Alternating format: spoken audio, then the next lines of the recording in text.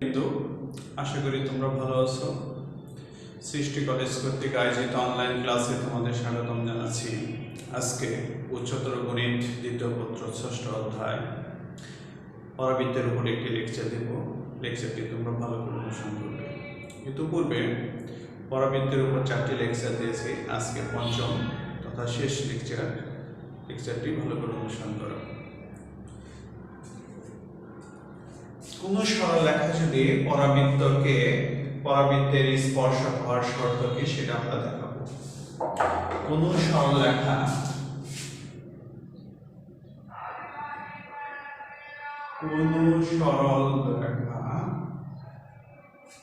পরাবৃত্তের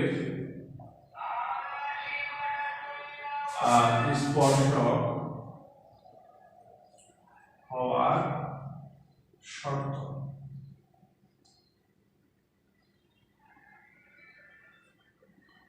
যেমন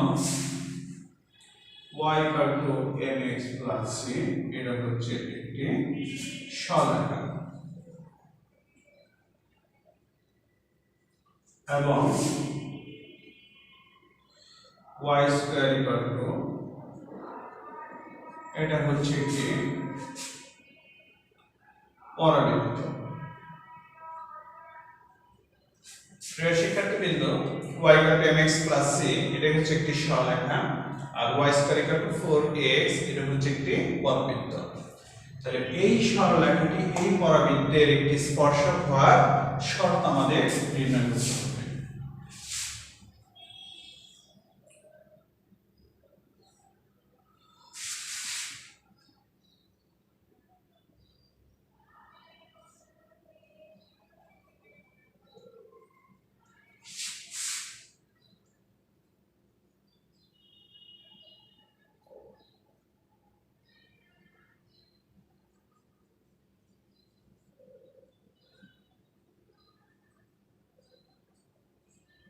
প্রিয় শিক্ষার্থীবৃন্দ,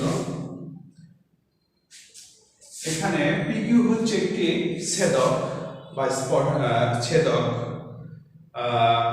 যেখানে ছেদক জ্যা, আর এখানে এটা হচ্ছে একটি পরাবৃত্ত। কিউ বিন্দুটি যদি P এর কাছাকাছি আসে, কিউ বিন্দুটি যদি P বিন্দুর সাথে মিলে যায়, তাহলে P বিন্দুতে হবে একটি স্পর্শক। তাহলে এই রেখাটি এটার স্পর্শক হবে কখন? তাহলে y এর ভ্যালুটা যদি আমরা এখানে স্থাপন করি, তাহলে mx c হোল স্কয়ার সমান 4x বা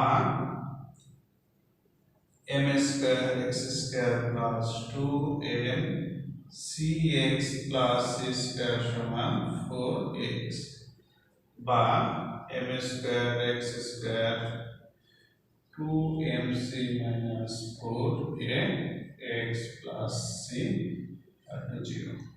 তাহলে এটা হচ্ছে একটি দ্বিঘাত সমীকরণ।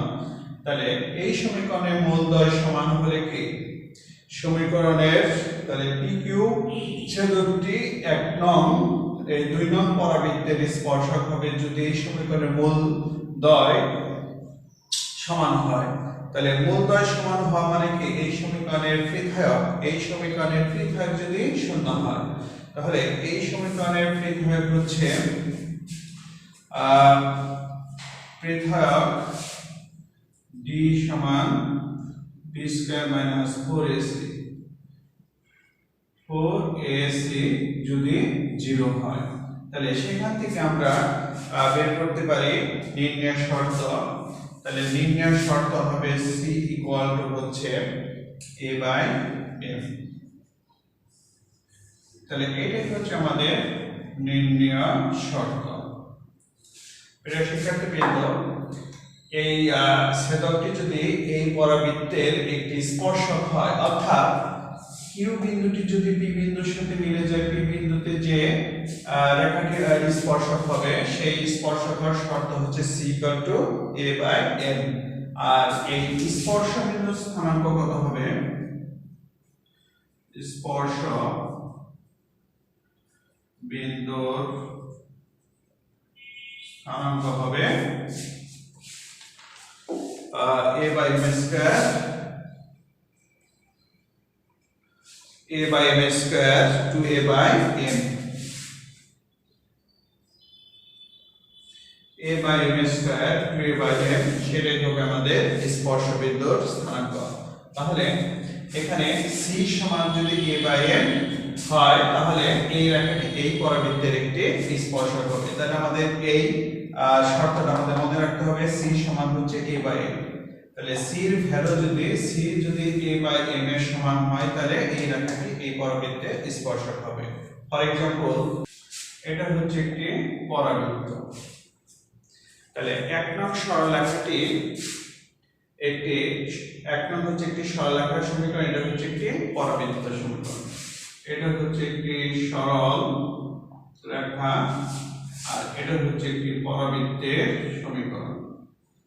পরাবৃত্তের সমীকরণ এটা হচ্ছে সরলরেখার সমীকরণ। তাহলে k এর মান কত হলে এই রেখাটি এই পরাবৃত্তের স্পর্শক হবে? আমরা শর্ত জানি c a by m। আমরা শর্ত জানি c হচ্ছে a by m। এখন এই সমীকরণকে যদি আমরা y mx + c এর সাথে যদি আমরা তুলনা করি, এই সমীকরণকে যদি এর সাথে তুলনা করি তাহলে এক নং হতে পাই, এক নং হতে 3x - y + k = 0 বা y হচ্ছে 3x + k। এখানে m হচ্ছে 3, c হচ্ছে k। আর এখান থেকে আমরা এর মান বের করতে পারি, y² = 6x = 4 * 3/2x। তাহলে a হচ্ছে 3/2। আমাদের শর্ত হচ্ছে c a by m। তাহলে c এর ভ্যালু হচ্ছে a সমান হচ্ছে এর ভ্যালু হচ্ছে 3/2 আর m এর মান হচ্ছে 3।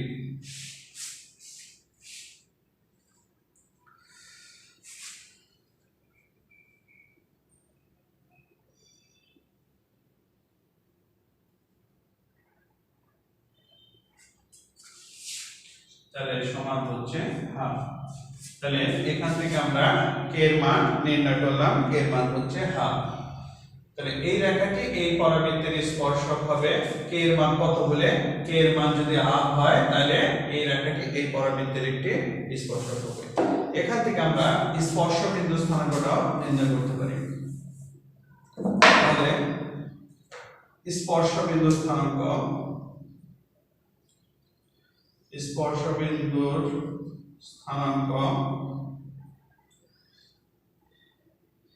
a by m square to a by m।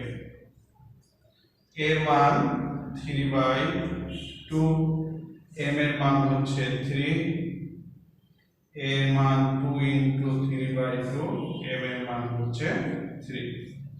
তাহলে এটা হয়ে যাবে 9।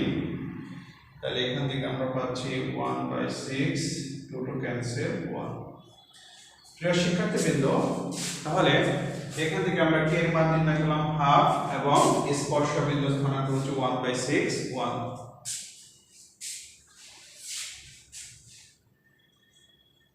নেক্সট প্রবলেম,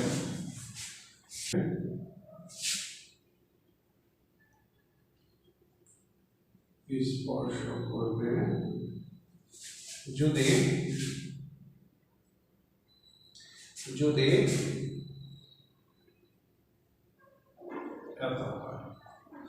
প্রিয় শিক্ষার্থীবৃন্দ, এখানে এই হচ্ছে একটি সরলরেখা আর এটা হচ্ছে একটি পরাবৃত্ত। তাহলে এই রেখাটি এই পরাবৃত্তকে স্পর্শক করবে, অর্থাৎ এটা যদি একটি স্পর্শক হয় তাহলে আমাদের শর্ত কি হবে? ln = a m²। এই শর্তটা আমাদের নির্ণয় করতে হবে।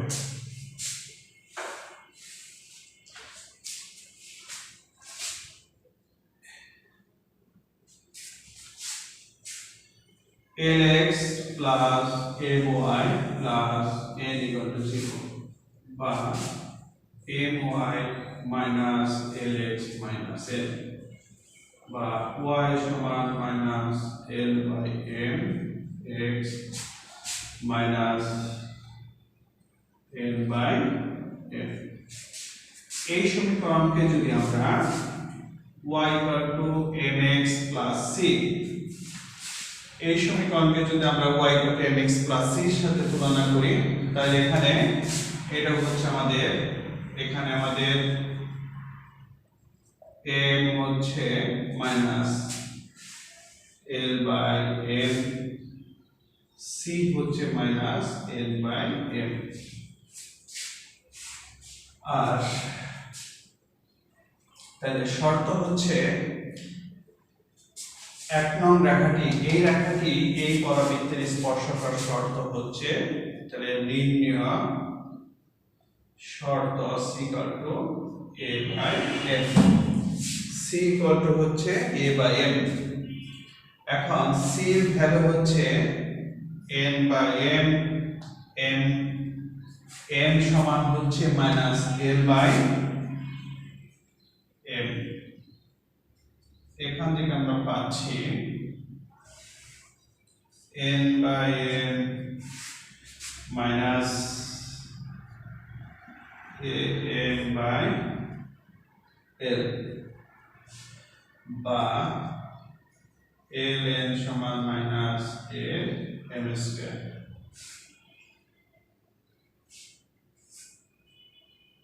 মাইনাস মাইনাস l মাইনাস, তাহলে এটাই হচ্ছে আমাদের নির্ণয় শর্ত। তাহলে এই রেখাটি এই পরাবৃত্তের স্পর্শকার শর্ত হচ্ছে ln সমান যদি am স্কয়ার হয়, তবে এই রেখাটি এই পরাবৃত্তের স্পর্শক হবে।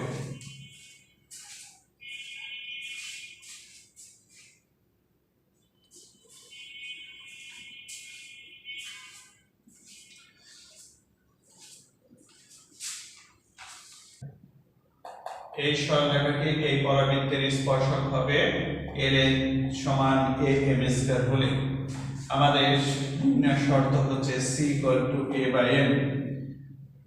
তাহলে প্রদত্ত সরলরেখা lx plus my plus n equal to 0, এখান থেকে আমরা y equal to mx plus c আকারে নিয়ে আসলাম। তাহলে এই সরলরেখাকে যদি আমরা y equal to mx plus c এর সাথে তুলনা করি, তবে আমরা পাবো এখানে m হচ্ছে minus l by m, c হচ্ছে মাইনাস n বাই m। আর পরাবৃত্তের এখানে a তো আছেই, তাহলে নির্ণয় শর্ত হচ্ছে c equal to a by m। এখানে c এর ভ্যালু হচ্ছে মাইনাস, c এর value minus n by m, m এর ভ্যালু হচ্ছে মাইনাস l বাই m, তাহলে ln equal to a m square. এটাই হচ্ছে আমাদের নির্ণয় শর্ত। তো আমরা আজকে যে আলোচনা করলাম, তোমরা বেশি বেশি সৃজনশীল এবং এমসিকিউ প্র্যাকটিস করবে, সমস্যা হলে আমাদের সাথে যোগাযোগ করবে। তো আজকে পর্যন্তই, ভালো থেকো, সুস্থ থেকো, আবার অন্য ক্লাসে।